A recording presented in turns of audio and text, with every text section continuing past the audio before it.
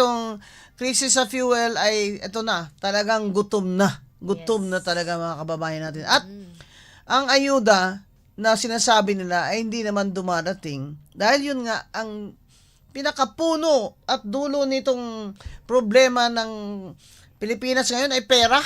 Di ba, Kati? Deficit? Yes. Kasi Mama Bing, ang problema kasi right now, ang sweldo ng mamamayang Pilipino ay hindi tumataas, pati ang kinikita ng mga negosyante. Pero ang bilihin? Pero ang bilihin, ang commodities natin, ngayon yung gasolina natin, nakakatakot yan. Kasi para tayo ay magkaroon ng mga supplies, logistic, kailangan ng Halos crudo. doble pala, no? Inflation Yes. rate. Yes. Na dati Pebrero ay 2 point something percent lang. Ngayon ay 4.1% na. Exactly. At Sobrang na-feel na po yan kahit po ng middle class. Yung nga sinasabi ko, Kati, the new poor, the middle class is the new poor. Kaya yung sagot ng gobyerno sa atin, ni BBM, na magtipid-tipid tayo, unfair naman po yan, sir.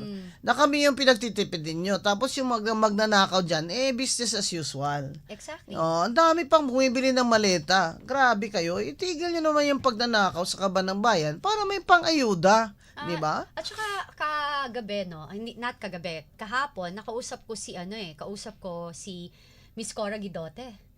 Kailangan daw natin i-alerto ang tao kasi bakit daw na parang nagno-normalize na sa Brit ang presyo ng crudo. Pero sa Pilipinas, pataas ng pataas. Walang bumababa di ba? Sabi hindi na magkukolekta ng excise tax. Excise tax ay 10 piso yan bawat litro sa gasolina. Wala pa naman Hindi pa rin yung mga, di ba, kaya nakita ko yung galit na galit si Senator Lauren Legarda. Parang naiiyak na siya sa galit. Kasi dun sa hearing nila, halos palaroy-laroy lang yung mga Department of Energy na mga opisyalis. Wala pa daw yung head of agency. At para bang yung kanilang mga slideshow daw doon hindi naman po accurate. Wala naman silang sagot kung ano talaga ang ilan talaga ang supply. Alam nyo, pag sinasabi nilang parating na yung barko galing ng Serbia na may fuel, ang tanong po, number 1, kailan? At kailan po yan marirefine? Kasi isa lang naman refinery natin, yung Petron, di ba? Kaya, kailan pa yan? Ngayon, pataas ng pataas. Wala namang pababa kasi pataas lang ng pataas. Mauso diba? yung kanta ng spaghetti pababa. Pataas.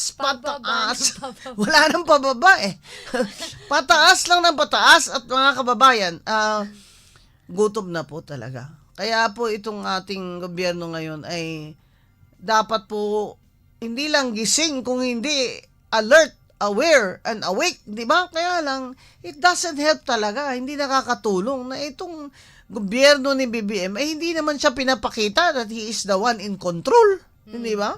Kasi, kaya mga tao, tuloy, meron na tayo ngayong anxiety, tinatawag sa nation, na hindi natin alam kung bukas baka wala ng gasolina, stop na lahat, wala na makain yung mga driver, mga pamilya nila.